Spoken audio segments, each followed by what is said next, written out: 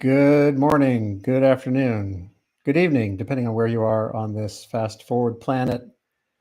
Still wrapped in a pandemic. I'm unhappy to report. Tons of progress has been made, but vaccination remains deeply inequitable, and that means we have faced an emergent and sustained crisis there.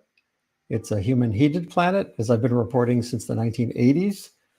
We're eroding resources and not really measuring things in ways that when we measure success economically, we still don't really tally the full costs of what we do.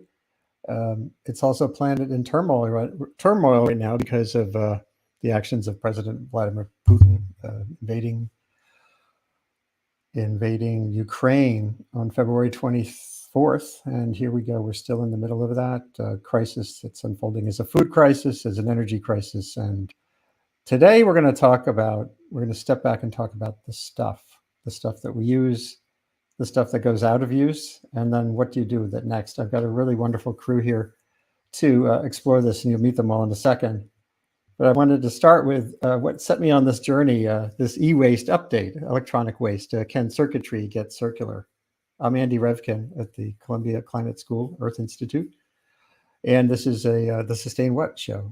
And it is matched by my Sustain What dispatch. So why are we talking about e-waste today? Well, the World Economic Forum over in, not even sure where it's meeting this year, is underway, talking about the circular economy. But this is more personal. We're moving. My family and I, my wife and I, are moving, downsizing. After decades in two houses, we accumulated a lot of stuff. And what happened was, let's see here. This happened. I found myself going into a store with a shopping cart full of electronics, but going in the opposite direction from whatever I had been doing historically in the days when we still came and went to stores and not just on Amazon. That's my older son's gigantic gaming computer that he built himself from all the parts. It's my Dell that I wrote a couple books on, a tower. You can't call it a desktop. It was like a floor top. And an iMac that we really weren't using in the age of laptops. And I got the reason this happened. Oh, here we go. Sorry, I got a little backwards here. So we're downsizing. There's actually, it turns out, about house flippers. They're couch flippers, which I think is great. There are people who go around and find your either giveaway or for sale couches and rehash them. We took our old paint to a household hazardous waste collection in our area, as you can see there at the upper west side, the upper side of the slide. 350 people went there that day here in Putnam County in the Hudson Valley. But there still was all this stuff, and I imagine you have some somewhere. And I was thinking, okay, what do I do here? I had in the past done the wrong thing. There have been things I've thrown out that go to a landfill. I thought, enough of that. So I Googled for recycle electronics. And there's the EPA site, which is great. And the second one was Staples. I thought, okay, that's interesting. And I remember hearing about or reading about that some stores are doing a take back kind of process. The New York State has a law, I think it was passed in 2011. I went to the website, and here's Staples' website, recycling services, items accepted for free recycling. It's everything, almost everything you can imagine.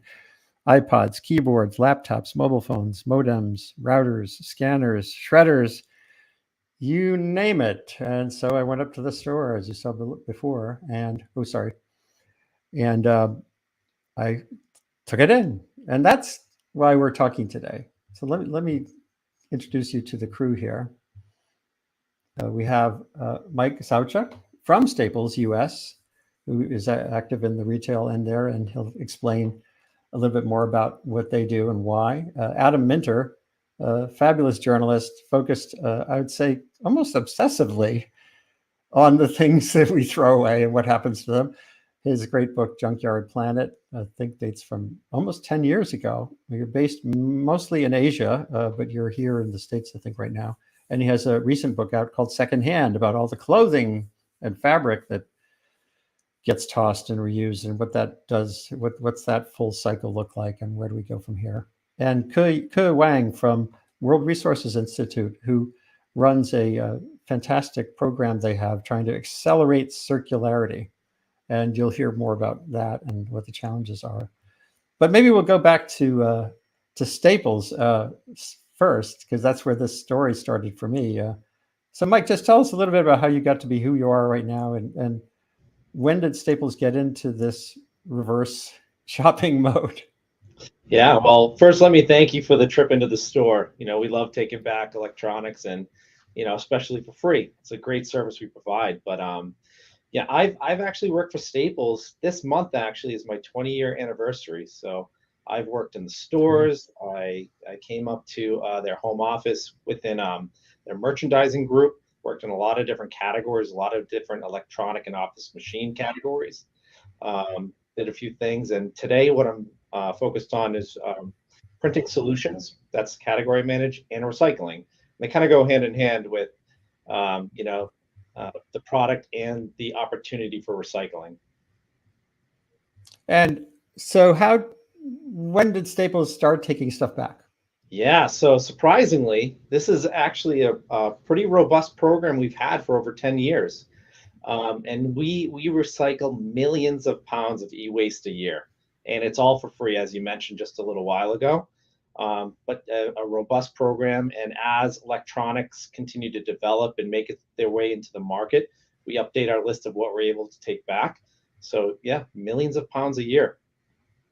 And I dropped it off, and there are also bins there for toner, cartridges, and the like. And I know you pushed a lot on ink and printing as well, because that's very much a history of the store. But what happens? How does this get? What's at the back end of the store? Yeah, so really what happens is, you walked into the store with your old stuff, right? And you're like, okay, I'm gonna drop it off. And then you walk up and you're like, wow, this is pretty great, simple, frictionless experience. Well, what happens is we then take your stuff, we bucket it up out back, securely wrap it and consolidate it with others. We then send it back to our recycling facilities, not ours, we partner with recyclers. And depending on what's coming back, it'll determine where it goes. For example, ink cartridges, we recycle tons of ink cartridges. I mean, like 20 million-ish a year. Those go back to very specific ink cartridge recycling facilities, and things happen to them there. The electronics go to a different facility. And what ends up happening is, the goal is, let's sort and figure out what we can do with this stuff coming back. And so there are products that are still in good shape that can be refurbished and reused as is. Then there's stuff that it's not quite usable anymore, but there's usable parts in there. So then we take out the recycler takes out the parts, and then they reuse those as refurbished parts for new goods. And then there's a sorting process for other stuff that cannot be used anymore, and it's either shredded, ground up, smelted, etc., for its raw parts itself. And which at that point it then goes off to be made into new product. It's sold to production facilities or manufacturers who are looking for that supply. Well, and that's a good segue to. Sorry, there's a helicopter flying by. We live right next to West Point Military Academy. They just had their graduation. That leads nicely to Adam's work. Adam, what got you on this beat? You could be covering anything, right? Right. Yeah. Why junk? Yeah, I mean, it's sort of genetic. Quite literally, I was born to a junkyard family in Minneapolis. My family ran a small recycling yard in the Twin Cities, and I grew up around that. So my earliest memories are of playing in the junk, quite literally. And you grow up that way, and it makes an impression. I found out, by the time I was done with college, that I don't have much business acumen. I didn't really belong doing business, but I loved the junk and I loved trying to figure out where it went. And so I became a journalist, not necessarily to be a junk journalist, though that's what happened. But it took me to China for 12 years, where I covered the global recycling trade from China, which was at the time from 2002 really up to 2018, the world's greatest import market, the world's greatest recycler. And so I was there watching it up close, traveling the country, and also going to countries and markets that were also working with China on this. So that's how I got to Junkyard Planet and continue to cover this industry. And I continue to cover used stuff and recyclables as the markets change. China isn't necessarily the hub of the world's recycling markets anymore, but there are other multiple hubs. It's becoming a multipolar recycling and refurbishment world. That's so wild.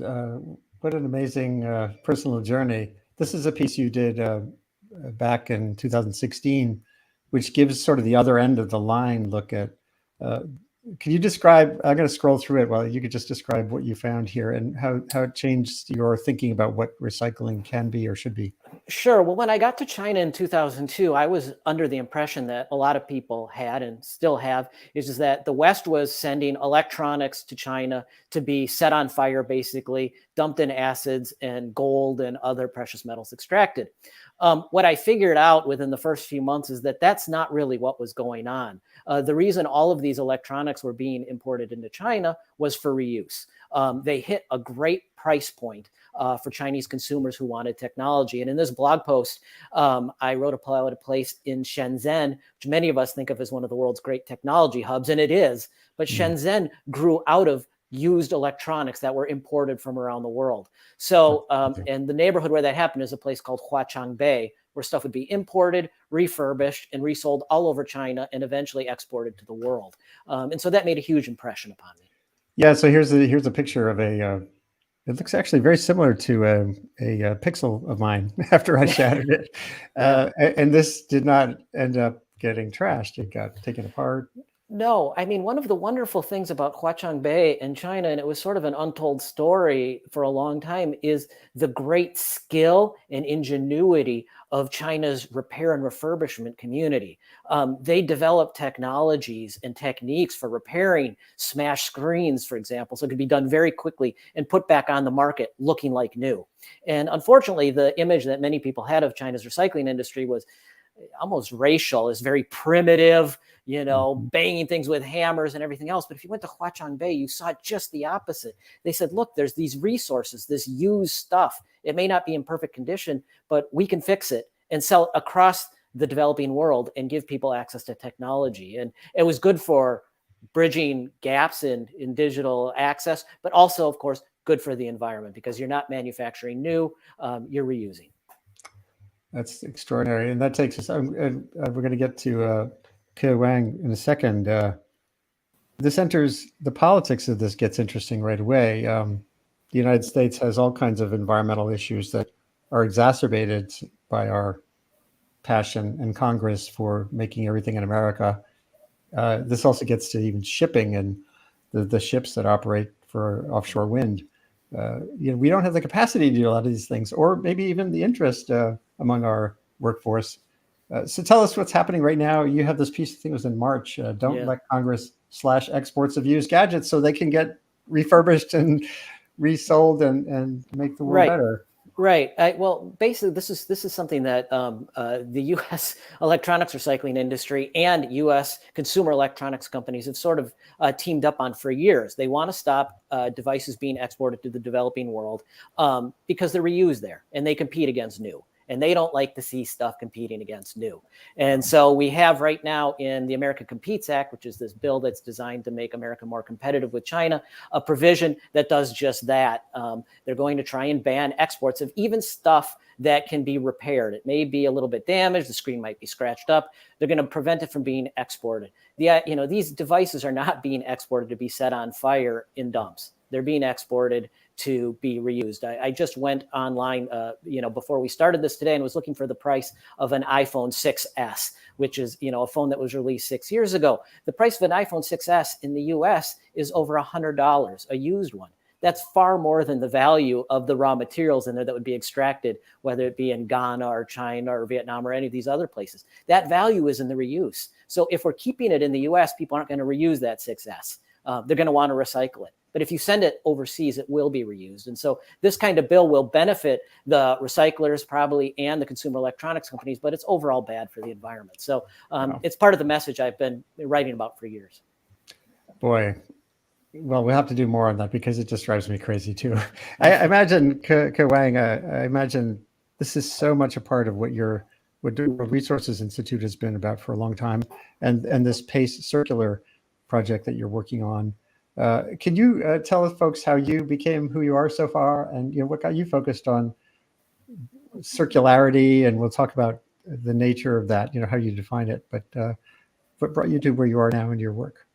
Yeah, me personally, well, maybe compared to Adam and Mike, it hasn't been a straight line for me, right? So I was trained as a physicist. I had a PhD in applied physics, and I spent more than a decade of my career really doing research on implanting chips behind the retina to help blind people see again, projects like that. Also crazy projects. And then, I worked at Philips Research for almost a decade. I got curious to learn how just other people in other business units think and how do they make decisions, why brilliant technology solutions are not always embraced by companies. So I did an MBA, and I just accidentally kind of stumbled on circular economy, and it clicked right away, right? So the idea of we don't have to choose between environment and economy, and maybe we can have both. It's just too appealing to me. So I pretty much made a decision on the spot without understanding much about circularity at all back then. Say, hey, I want to switch my career and focus my time on that. So, a number of years into this, now I understand how science works. I have a reasonable feeling of how companies think. And now, from PACE, I also get to know how governments and NGOs work.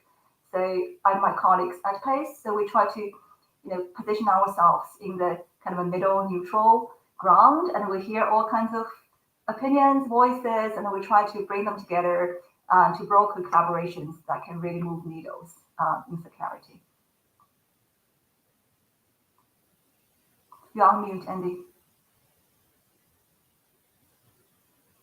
You're still on mute, Andy. Imagine that. There's some hikers, I think, walking outside.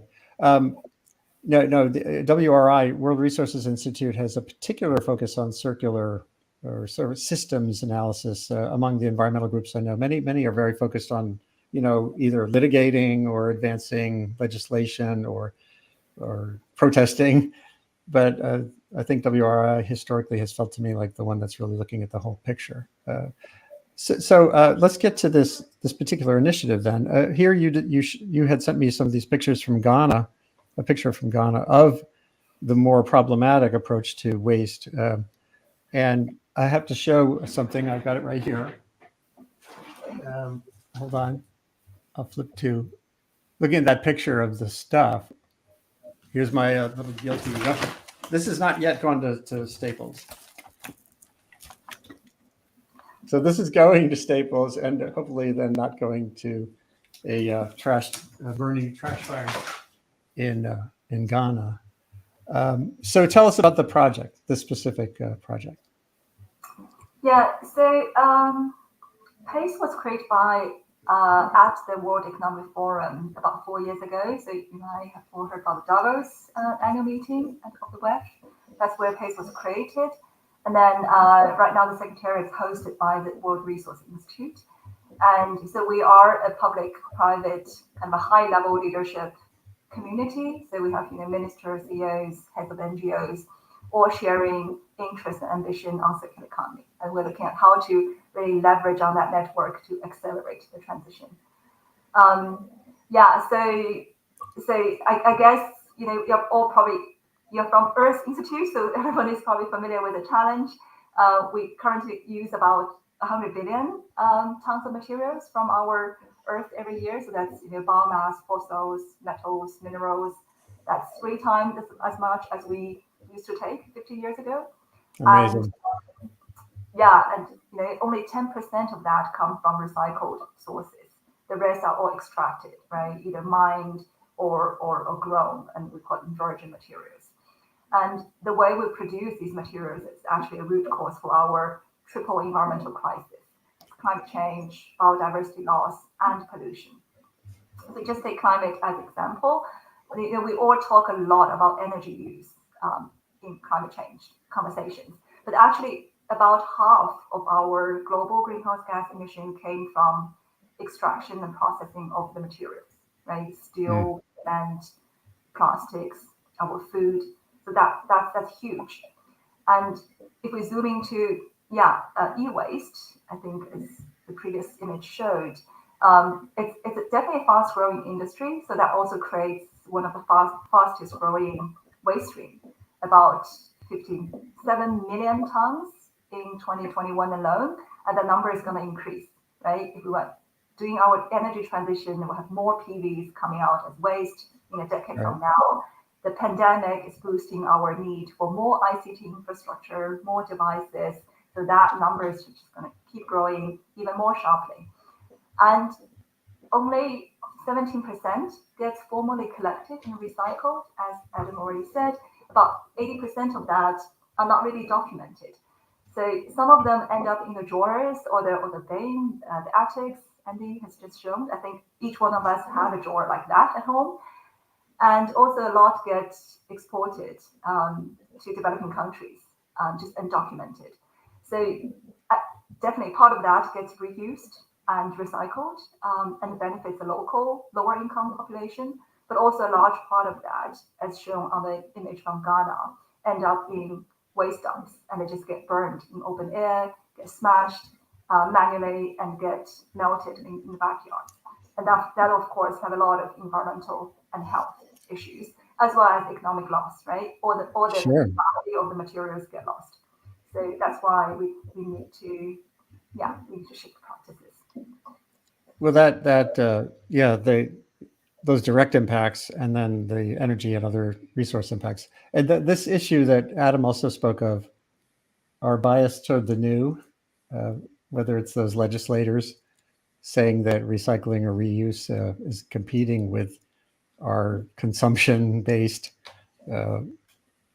economy, or what's going on with greenhouse gas impacts from these practices, it really adds up.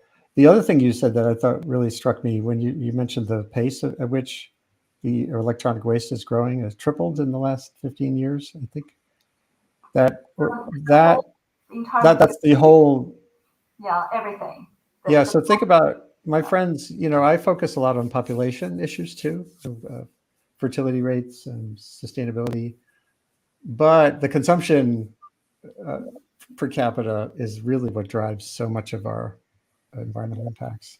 Can I jump in? Yeah, of course. Can I offer some good news though? I mean, totally. Here's one of the things I find really interesting. There's a wonderful researcher at Rochester Institute of Technology, Callie Babbitt, whose work I really love, and she has been documenting e-waste flows in and out of the United States. Her focus is on the United States for years. And one of the really interesting findings that she has is that the total weight, because what we're really worried about isn't the number of devices. We're worried about the weight of the devices, because that's the resources. The total weight of consumer electronics devices sold in the United States peaked in the year 2000. Wow. And the weight of e-waste in the United States peaked in 2015.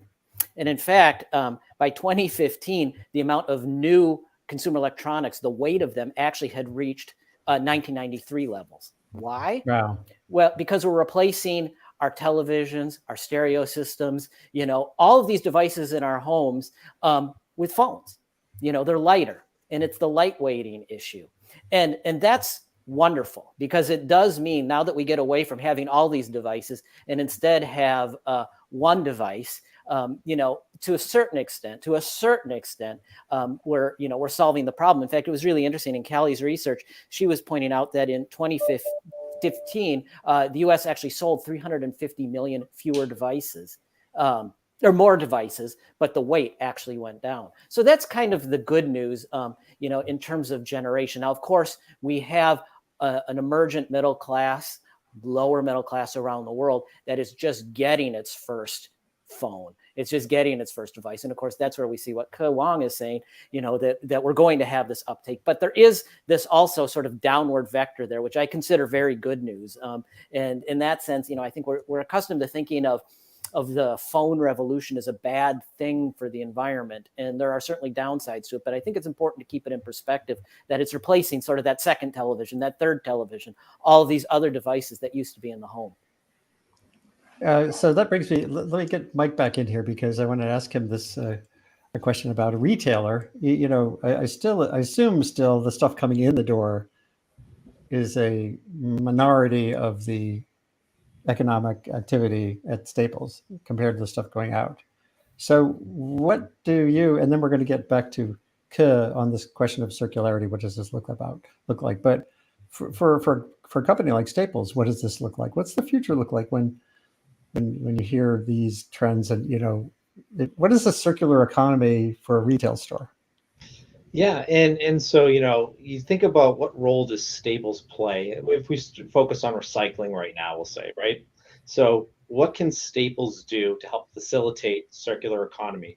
One of the things that we're doing is we have this program that is a free program to take in as much e-waste as possible, right? And get it back to recyclers, get it back into the right hands so that it can make its way back into new product. And I'll use the example of ink and toner. We just talked about ink and toner, and you have big partners like HP and Epson, and they're pumping out millions of cartridges a year that we're selling, and we're taking them back at Staples. Well, what happens when we take them back at Staples? There are different work streams based on what's coming back, and some of these cartridges get reused, get refilled, cleaned, and then made into new cartridges. Some of them get broken down and reused into new cartridges being made as well. And then third, some of these cartridges get shredded and made into new printers. So we're actually helping to facilitate this circular economy while we're not directly doing everything. We're saying, okay, our part in this is to be the intake house for the customer, for that end user customer who has this stuff. And it's not just limited to ink and toner, it's everything, as you talked about. Everybody's got to draw a bin, whatever, of electronic waste. We want to be the facilitator in taking that in and then helping get it into that circular kind of economy long term. So now we'll get back to the circular economy question. Most of the people at the the WEF 22 World Economic Forum are still investors and financiers looking at growth. We've just heard there are political and disincentives even to reduce reuse. I remember when I was writing about natural gas leakage in gas fields, the culture of companies is to drill new wells, not to fix old wells. There are a few who are changing, and sometimes that has to be mandated. But so what, Ke, your work is public-private, is building partnerships and driving that forward. So what does that look like, and what does success look like? Yeah, big question. I think you were touching on really the fundamental issue, right? So can we continue to grow our economy without continue to increase our production and consumption, right? So there is relative decoupling that might be possible. We can become always more efficient in our production of materials and energy, but can we really have that absolute reduction on our environmental footprint? I think that's a really good question. I'm not sure if we even know how to do that theoretically. Before I answer the question about pace, can I just jump in quickly to react on Adam's point? Thank you very much for sharing that piece, Adam. It's really, really good to hear. I think maybe getting a bit nerdy here, I think that's a little bit of the classification of what is considered as e-waste. In Europe, it's definitely, it includes consumer electronics, phones, but it's a lot broader than that. So if we take like PV panels into consideration as well, then the whole pool is a lot bigger. And the other interesting point is, I think has been debated already for a long time, is what is really the best metrics to look at waste stream, right? Is it only weight, or should we be looking at other metrics as well? If it's only about weight, then we should focus on our washing machines, right? So I don't think there's a very good answer yet on what should be the best metrics to monitor progress in this field. But yeah, okay, coming back to Andy's question, how does PACE define circularity and how do we work with our network on partnerships? So yeah, if we look at e-waste, we talk a lot about e-waste, But actually, this is really the symptom, right? So we cannot just focus on fixing the symptoms without looking at how to tackle the root cause. So circular economy is really about transformation in the whole value chain, both the supply and demand side, as you pointed out. It's not just about fixing the end of the pipe. So a couple of years ago, we worked with more than 200 stakeholders in one network to define what circularity should look like for different value chains. And for electronics, we reached the following three, but love to hear your thoughts. The first one is about the design phase, the right at the beginning of the value chain. Looking at how the new products need to use more recycled content. They need to be designed in a way that they can be taken apart more easily at the end of the life for recycling. They need to phase out hazardous substance, so there's less pollution to deal with. As the first, and the second is how products and their components can be used for longer.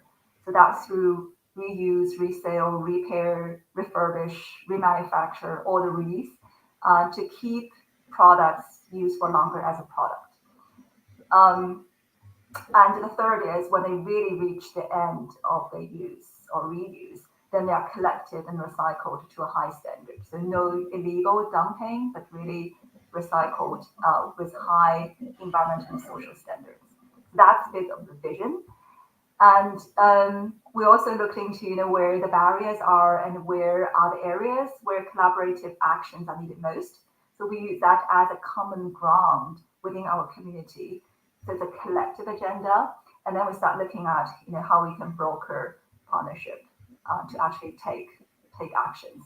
So go from paper to action. So Adam, what does that feel like when you think about the other stuff that Bloomberg covers? The growth, the stock market, how big are the impediments to changing this culture? Well, they're big. I mean, as I wrote in my last book, I mean, I think ultimately the question is for people who care about this is consume less stuff, and probably Staples doesn't want to hear that, but recycling isn't I think we put too much on recycling. I'm a recycling journalist. I grew up in it. It fed my family. I love the industry. I love the people in it. But recycling is not perfect. And, those three arrows that go round and round in a circle, I've always said those should be retired because they're not accurate. You always have resource loss in the recycling process. No, it's basic thermodynamics. We have a physicist here. She can attest to that. Nothing is perfectly recyclable. And unfortunately, I think we give people the impression that if you put something in the recycling bin, there's these green recycling fairies that'll automatically turn it into the sustainable product. But it doesn't work that way. I mean, there are energy inputs. There are raw material inputs. It's very rare that you can go product to product with recycling. You usually have to upgrade it in some way, and that requires energy and resources. And so, right. What that says to me, and what I've been more and more interested in are models of resource reuse, refurbishment, rental. I just did a piece recently on device rental, and I think device rental, if we're just talking about electronics, is very interesting. There's rumors that Apple's going to do it soon. It not only in theory keeps devices in circulation longer, but it goes back to what Wang is saying. If you're Apple and you're designing a phone to be rented to multiple people, and it's going to go for a few years, you want that phone to be easily repaired. That is to say, you want to be able to slip a new battery in quickly. You want to be able to fix that scratch screen quickly. Right now, iPhones are somewhat difficult for somebody to repair, including in Genius bars. I have it on good authority. They struggle with certain repairs. So if you're going to have a rental ecosystem, you're going to want to make them more repairable. You're going to want to make them more durable. And I think those are the kinds of models. We're sort of a few years past sort of the big sharing boom where we had with Uber and Airbnb. All of these are still in play. But I think, and I'm guessing Staples is thinking about this as well at this point, is that rental and subscriptions are going to be one way to work out of this situation and reduce some of the resource pressures. And we're hearing more and more of it at Bloomberg. Everything you just mentioned takes me so back to some very basic sort of village activities that happen here in the Hudson Valley. I live in Phillipstown, a tiny little village town, and there's film sound free stuff and free cycling. And so the concept again is there that reuse. My wife keeps saying, why can't we just all have one hedge trimmer? Right. And, share it among the community.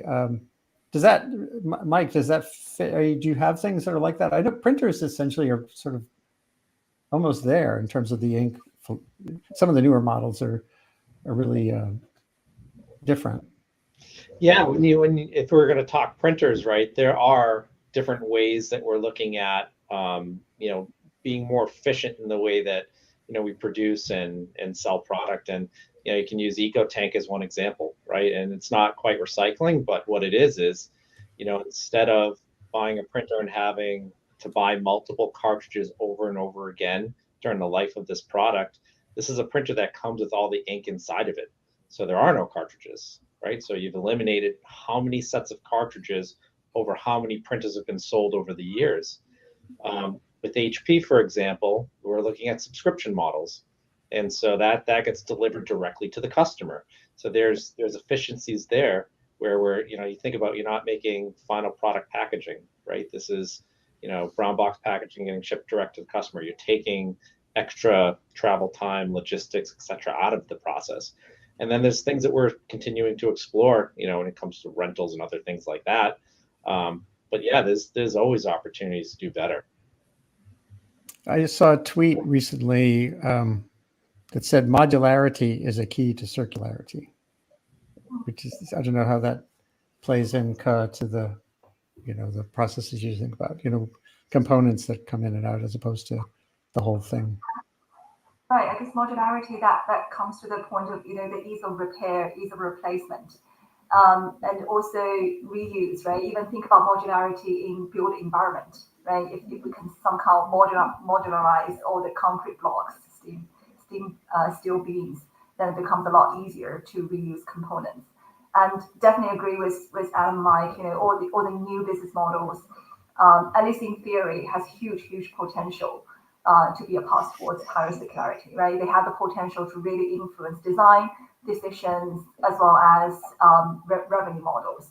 I just want to, what another example is, really focus on the performance.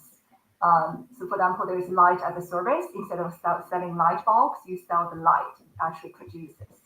And that might incentivize companies to look at how to better use natural light instead of, focusing on selling more light bulbs. So all these new business models are really exciting, has a lot of potential. I just want to add a caveat there is that they do not automatically deliver environmental benefits. They have the potential to, but we cannot just assume because something is a rental model or subscription, they're automatically always better than the conventional sales model, right? Rental cars, we all know that we take care, we pay less attention if we're driving a rental car. So often their use life is shorter than conventional ownership cars. So interesting. Yeah, that's absolutely right. And, it remains to be seen how some of these rental models will work. In fact, one of the things, we've seen is car leasing in the United States. I believe it's over 20% of cars are leased in the United States, but we actually see more cars on the road since the leasing system has started. So it remains to be seen, and it's all kind of theoretical at this point. But I think the fact that we're thinking in these terms is very encouraging because, even 5 years ago, we weren't. And I think the market is also starting to dictate, here I'm talking like the Bloomberg guy, but the market is starting to dictate some of this sustainability thinking. I mean, we're just talking about modularity. It's interesting to me if, living in China in the 2000s and you go to the electronics market, everything was modular. Broken laptop, I'll take a piece out of that one and put it in the Dell, take it from the HP to the Dell, is informally modular. And we've seen that sort of start to happen in developed markets. I mean, it was only, 5 years ago, the way I measure e-waste is what are the electronics recyclers doing with it? And a lot of electronics recyclers in the US and Europe went bankrupt 5 years ago because the amount of raw materials in the devices they were recycling, it just wasn't sufficient to sustain a recycling business. Those who survived shifted to doing what Mike was describing. They're taking parts out, they're pushing refurbishment. They've changed. They're not just electronics recycling businesses anymore. They're recycling refurbishment businesses, and they'll take those parts out and sell them. I don't know if Staples is selling used parts right now, refurbished parts, but I know that there are other electronics retailers doing it. And to me, the growth of repair, informal repair, formal repair, is in a sense modularity. It's not designed yet, but I think it's a really important trend, and it's market driven because the raw materials are shrinking so much within these devices that the recyclers have no choice but to get into it. That's really, well, again, this is just leading in all kinds of interesting directions. There's a question or an observation that came in from Joanne McGarry out in Northern California, but she's mentioning LA here. Homeboy Industries employs ex-gang members in jobs in the e-waste recycling. So it's a jobs possibility as well. When you think of, maybe that takes us back to the America Competes Act, are the folks who are protectionist also actively thinking about, well, who would do the work here if we did it here? Well, let me say something about Homeboy. I know Homeboy, what they do, and they're not the only electronics recycling company in the U.S. at least. I'm not sure about Europe, but in the U.S. that has used ex-gang members, ex-convicts, ex-felons. It's a hard industry to bring people into, but the cool thing is it requires training. It's not just about breaking this stuff apart. It's about identifying the parts, and you're actually skilling people. And it goes back to what I was seeing in China and in Ghana for all those years that I was traveling there before COVID, is that the people who learn to do these kinds of things are highly skilled. And they often go on to create their own repair shops. And you see the growth of the US and European repair industry partly from folks like this. So it's super, super exciting. Who's going to do this kind of work in North America? Well, if it does get reshored to North America, I'm just talking North America, I really shouldn't speak to Europe. I think it's going to be people who are trained up in these kinds of facilities and facilities that are supported, by Staples. I mean, I really admire what Staples has done. I think they're way ahead of the curve. And I'm not just saying that, Mike, because you're on this. I know about your program. It's really great how you've empowered a lot of recyclers, including recyclers like this. Oh, thank you so much. I mean, even to go back to a comment that you brought up a second ago, Staples sometimes is the rebuyer and reseller of some of these refurbished products. So we do sell refurbished PCs, printers, etc. So it makes its way back, and it's a really great thing. And to your point, it's something we all got to do together. Yeah, I think indeed we're also increasingly looking at the social impact of circularity, right? How we can make the transition more people-centric. I think it does, because circular economy emphasizes on repair and refurbishment, which tends to be labor-intensive and high-skilled, it has a potential to create quality jobs. I think for higher income countries, the challenge is always labor cost, right? Just labor is so much more expensive. That's why it's often easier to see repair, reuse, recycle in China, in Africa, compared to Europe and North America. So there, it comes to recycling economics. How can we make the money side of things work, and where governments can help, right? Can we tax less on labor and more on raw materials, whatever? Yeah. So where do we go from here? You have this doubling of the circular part of the economy by 2032. What does that look like? How much of that is corporate, just shifting corporate norms? How much of it has to be mandated? How much of it's a function of governance? What's the role of technology in the certification, or how do you certify, which is certainly a key component of anything that's going to be monetized? Is, well, how do we know that happened? So what do those prongs look like? A little bit more on that would be great. And from Ke and maybe Adam on those points.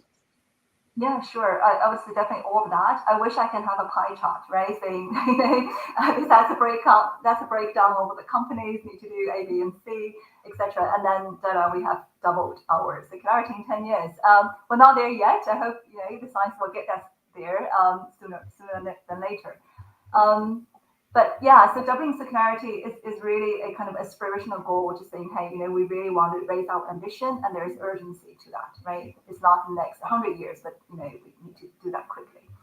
And definitely it will require governments companies, NGOs, researchers, scientists all work together, right? So we say at least there are three important ingredients. One is measure. So we need to know how to better measure progress and define success, right? So very often we see metrics are very fragmented and they are sometimes single focused. One example is that if we have a really siloed focus on increasing recycling, we might be missing out on reuse, repair, etc. Right? So like old batteries retired from EV, they are still 70% good. But if we all push for recycling, those batteries will get recycled instead of getting repurposed to other energy storage applications. So we need to really understand how should we be measuring. And circular economy, unfortunately, is not as simple as climate change, right? It's not a one metric system. It's more complicated than that. And the second is act, right? So before we figure out all the metrics and all the science, we cannot sit and wait and do nothing. We need to start acting more or less in the right direction, and we know what that direction is. So we kind of lay out 10 areas of action for electronics and for textiles and other value chains as well, where we can overcome key barriers and optimize impact. And that I will not read out all the 10, but they really cover a lot, right? From policies, business models, trade, consumer behavior, infrastructure, technology, social dialogues, etc., etc. And some of those actions can be taken by a company or organization or government alone, individually, then many of them would require really collaboration between the sectors, between the value chains, between geographies. And that's where we are focusing on, like, how can we broker such collaborations. So to you, Adam, too, so what does this look like? Is it a CEO who just suddenly gets religion, or is it shareholder pressure? Well, I think those are all components of it, but I think ultimately my interest is really seeing collections and recycling and recoveries in emerging markets grow quickly. I think the developed markets, it's far from perfect, but I think they've got a head start and they're doing pretty good, and they've got technology and processing capabilities. And I think those emerging markets are going to require public-private partnerships to make it work. Ghana, which is a place I've spent quite a bit of time. At the beginning of the presentation, there was a picture at the Agbogbloshie dump, very famous dump in Ghana. I've spent a lot of time there. In fact, the man who was stoking the wire, a wall, he's a friend of mine. We WhatsApp all the time. He's a real person. He's not just, we call him the most photographed man in Ghana. He might very well be. And the thing is that a wall is recycling there. It's not stuff that was directly imported to be set on fire in Agbogbloshie. It's stuff that's been circulating in Ghana for 20 years. It was stuff that was imported, say, in 2000. It was sold in Accra and then made its way further and further north. And finally, that 25-year-old, 30-year-old, 40-year-old TV needs to be recycled. It makes its way back down to Agbogbloshie. And there's no staples where people can take it, where it'll be distributed correctly. And that's what these emerging markets need, is they need a staples collection program, so instead of people taking the quickest and most economical option in many ways, there's actually a public-private partnership that makes sure that this stuff goes to the right place when it can't be used anymore, because that's the link in the chain that doesn't exist anymore. And so I don't know, Mike, if you're interested in setting up an Accra, I could tell you some people to talk to, but I'd love to. Yeah. But I think that's where we need to be thinking, because there's huge amount of resources that can still be recovered. And I think that there are public-private partnerships that can make that work in places like Ghana and places like Kenya, which also has similar problems all over emerging markets. So for me, and I think there are CEOs interested in that and shareholders interested in that, and certainly governments interested in. I think that's what it's going to take. So capacity, shifting some capacity. That reminds me a little bit of basically like the adaptation gap and the funding that the North has not yet lived up to facilitate a transition in emerging markets. This is sort of reflecting that too. The circularity gap report is really interesting as I dug in on it, but it doesn't get as much coverage as the emissions gap report the UN puts out, and the adaptation gap report doesn't get enough attention either. I write about that all the time. So I guess that feels like a key opportunity, and for the businesses that are global, particularly. What's the role of Apple in this? Particularly a multi-trillion-dollar company. It's a it's a very complicated question. Apple, it knows where all its devices are after they go from, user to user and make their way overseas. They know they have a global market.